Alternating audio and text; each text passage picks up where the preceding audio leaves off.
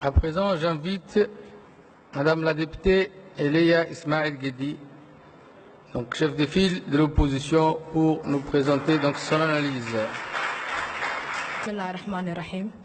Monsieur le Président, Monsieur le Premier ministre, Mesdames et Messieurs les membres du gouvernement, mes chers collègues, je regarde notre Assemblée profondément renouvelée avec beaucoup d'espérance. Je dis donc à nos compatriotes que nous voulons opposer aux mythes fanés du vieux monde les rythmes et la couleur d'un monde nouveau que nous voulons conquérir et aborder au service de notre pays.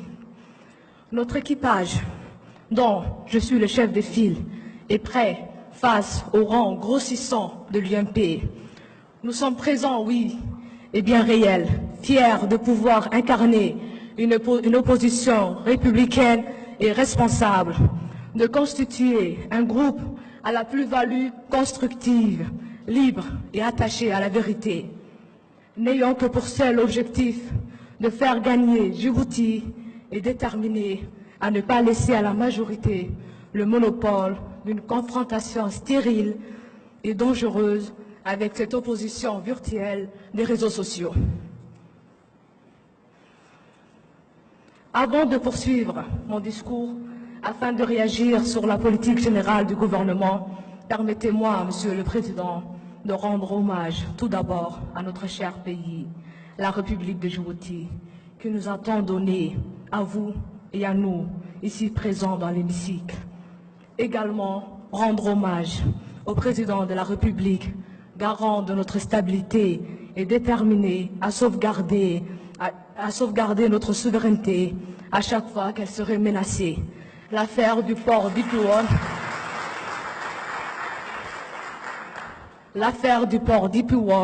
en est la démonstration éclatante. Je poursuis mon discours dans un contexte où le monde est en pleine mutation et doit affronter de nombreux défis, dont celui de réconcilier les dirigeants avec leur peuple et réduire ainsi les inégalités, les injustices et la pauvreté.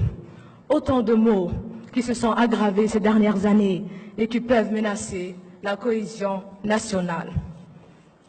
À cet égard, il est regrettable que le gouvernement, dans son discours de politique générale, n'ait pas suffisamment mis l'accent sur le chômage et l'emploi des jeunes.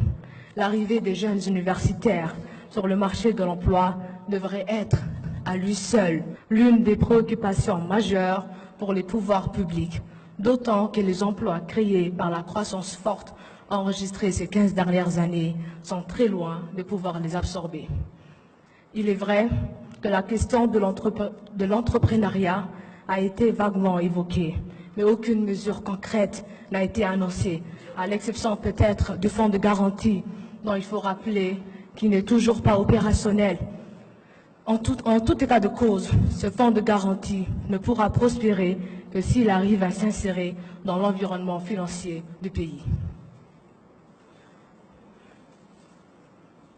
Quant au programme de solidarité que vous n'avez pas manqué d'évoquer en long et en large, Monsieur le Premier ministre, nous n'avons pas le moindre impact de ce programme sur la population ciblée, aucun chiffre, aucune donnée statistique sur le nombre de la population des plus démunis bénéficiant de ce programme n'a été avancé. Si je touche un mot sur le classement de Doing Business, il est vrai qu'il s'agit d'un bon tableau de bord en termes de performance économique de notre pays, mais j'attire l'attention de nos décideurs politiques de ne pas se lancer dans une compétition effrénée avec à la clé une surenchère dans les réformes de tout ordre. Et si des réformes doivent être mises en place, il est important qu'elles soient pondérées par des contreparties en faveur de l'État. Enfin, Monsieur le Premier ministre, nous approuvons nombre de vos objectifs, mais nous ne mettons pas forcément les mêmes décisions derrière les mêmes mots. Je vous remercie. Merci, Madame la députée Elia Ismail Guedi.